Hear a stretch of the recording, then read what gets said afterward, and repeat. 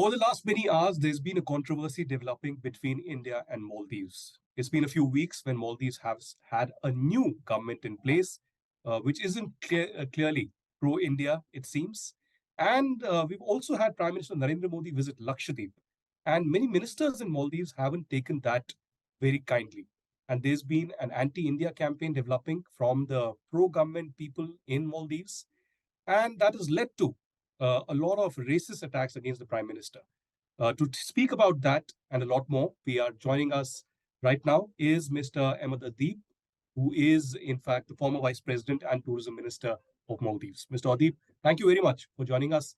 Let me begin by asking you about the current development.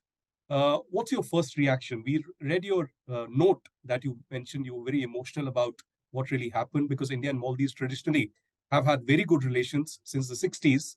What was your first reaction? How do you react? First of all, thank you for having me here. So I believe it's something which should have never happened. That has never been government official, having racist comments against any leader of any other country. So this has been a first, and this is something which should have never has taken place. And also there should have been more pro-action from the government of Maldives. And also I think there should have been an apology registered, and as well as President Moise should have reached Prime Minister Modi and try to solve this issue without being a full-blown diplomatic issue between the two countries. So what I see is, as a tourism minister of Maldives, I see that it's a very sad incident that will impact Maldives tourism, which will hurt the economy of Maldives as well. You know, people are very emotional in India because I have known that, for instance, Abdullah Shahid and several others, leaders have had very good relations. They've met their counterparts in India, and there are brotherly ties between India and Maldives for a very long time. But why do you think that these certain deputy ministers in the Maldives government actually shot the gun and, in fact, went all guns blazing with such very crude remarks, particularly against the Indian Prime Minister? Do you think that they forgot that they are not opposition politicians anymore, but they are on responsible chairs? And that sense of responsibility, that sense of etiquettes, that sense of mannerism was completely forgotten by them. Yeah, that's very sad. As you mentioned, they have actually first tried during the election time. They were calling upon this India Out campaign, and they were activists. So who was freshly given the positions of deputy prime minister. But when you are in power, when you are the ruling party, so you have to be more responsible, because the livelihood of Maldivians, uh, it depends on them, the government of Maldives. So they should have been more responsible.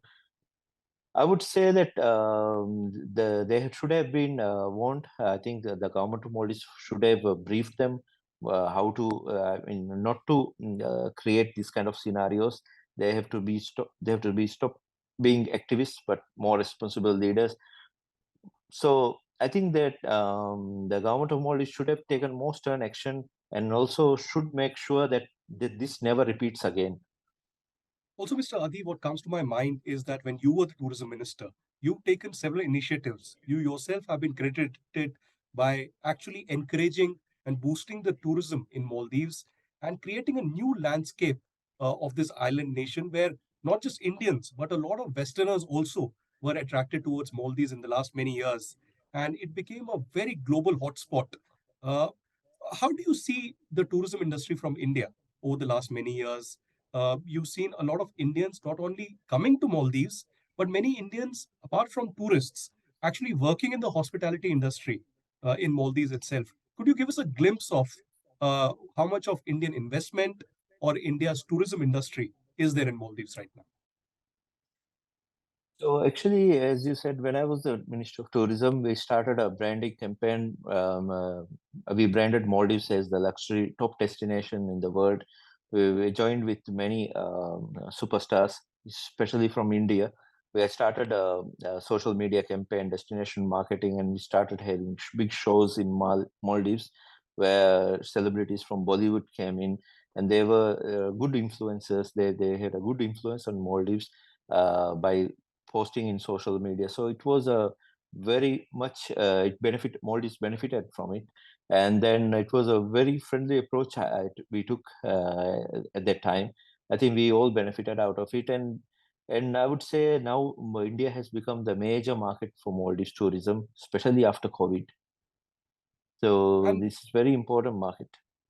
apart from tourism industry also, when you were in the government in different capacities, have you seen initiatives being taken by India? Do you think India has been of help to Maldives? There are certain incidents that come to mind, but you would be aware much more about the water crisis that happened in Maldives, and India came to the rescue. We have had a very robust defense ties between Maldives and India as well. And apart from that, from education sector to healthcare and a lot more, there's been a lot of assistance. Could you give us a glimpse about that? How much of a close cooperation has been between India and Maldives? Yeah, between India and Maldives, I would say during our tenure there was a water crisis. Before there was the Operation Cactus, and after that, the a water crisis, the COVID came. So every incident where Maldives needed extra help, India was always there, and we had a very good relationship. I would say even the defense pacts were done during President Nasheed's time, and it was continued by President Jammeh. It was President Jammeh's government where I was. I witnessed signing agreements to bring in the helicopter, and it was in fact Mr. President Jammeh which requested for the Doni aircraft, which is used as evacuation for medical reasons, and that benefited a lot of Maldivians, which medical evacuated to Male. So that all benefited, and then during when President Jammeh started arresting politicians and all, where Indian came forward to say that respect the human rights and all that. After that, only the anti-India sentiments was started by President Jammeh, and after he got defeated in election and after he got jailed, everything he blames India. That is not very reasonable at all. And then he started it, and now it's been continued by the President Muiz government. But I would say it's just been 60 days to the government, and normally the Maldivian presidents visit India as a state visit, the first visit to any foreign country. So this time it has been changed. So we are yet to see what's going to happen in next. But what I would say is that we if we take the history of relationship with India, I think it was India who has always helped us in many ways, which other countries will not. You mentioned about the anti-India campaign that happened during the elections and before that. Could you give us a glimpse, because that has happened repeatedly in many elections as well? What was this Get Out India campaign, both by President Yamin and the current president of Maldives, and what kind of an impact did it have locally? Was it to divide the opinion between India and China? Was it to in fact create some kind of a domestic audience against India, or were there domestic compulsions that were involved? But why did they do so, and what exactly happened? Because we saw the current president also wearing those shirts which said "Get Out India." Yeah, actually, President Yamin started this to attack the government. At that time, President Solih had a very good relationship. They were maneuvering through a difficult time, especially the COVID times and after. So this is the time where they started the anti-India campaign, saying that the military presence of India and the government is having secret pacts. And they were there were a lot of misinformation spread at that time, like saying there were thousands of soldiers, which now they have also said the numbers it's below 100. So likewise there were this was played against the government. So it's a kind of political thing that started. But now I also thought that in politics people say things in campaigns and rallies, but when you are in power you become more mature and more responsible. So I thought it would have ended there. But I think even though President Jammeh has taken a stand against the current government and is forming a new party, this special, but still there are elements in Maldives, the ruling party that it has this kind of anti-India sentiments. Okay, I have last two quick questions for you. Uh, with the current controversy and the boycott Maldives campaign that has really gone viral in India and across South Asia, what is the way out? How do you see the future right now? Is the suspension that has been ordered by the current president of Maldives enough? Or do you think there needs to be even a stronger message and perhaps some kind of a regret that needs to be expressed to the Indian government? What do you think will be the way out to get out of the situation? Because the economic and the tourism impact could be really huge for Maldives. So I believe the government should come forward with strong action, like by removing those ministers, as well as formal apology, followed up by President reaching out to Prime Minister Modi and settling down as by using diplomatic methods as a mature country, and with the given history of our relations and the impact that's going to happen if this continues to escalate. So I believe it's betterment for the Maldivian people and the economy, for the government of Maldives to come forward and solve this crisis. I think that should be the way forward.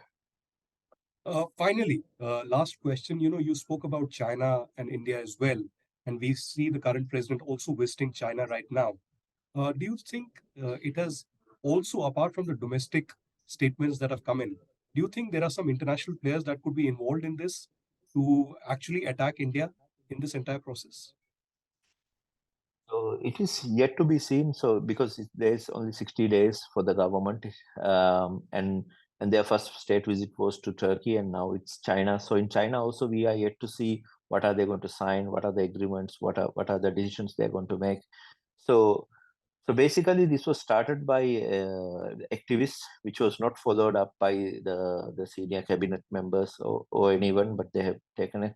So I don't. I mean, it's yet to be seen what is going to happen next, and if there are other foreign powers who is encouraging this, which is yet to be seen, I would say. All right, Mr. Adeeb, thank you very much for joining us.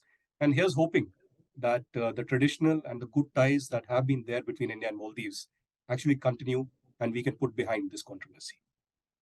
Thank you, Aditya. Thank you. Thank you very much.